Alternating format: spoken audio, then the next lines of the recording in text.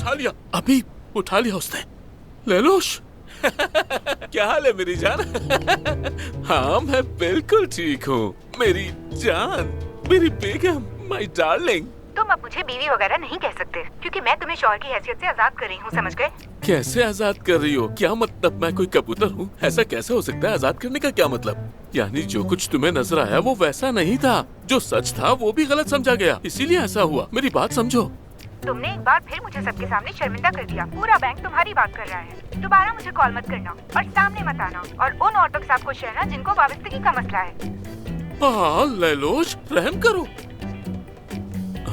Phone काट दिया, phone बंद कर दिया, मेरे मुंह पर मार दिया। मैं क्या करूं? मेरे मुंह पर फोन मार दिया। या अल्लाह मुझे ठीक है, रिलैक्स हो जाओ प्लीज, पहले रिलैक्स हो जाओ। अब वक्त आ गया है तुम्हें सच बताने का। जो भी किया उल्टा पड़ गया, कुछ नहीं हो सकता। मेरे ख्याल में अब ये शादी खत्म। मेरी कलाई दबाओ, मेरी कलाई दबाओ, वो फ्लूज हो गई है, खून की रवानी बंद हो गई है, मैं तो गया। हुरैन, मेरी कलाई दबाओ, मेरी कलाई हाँ तो दबाओ। दबा लो।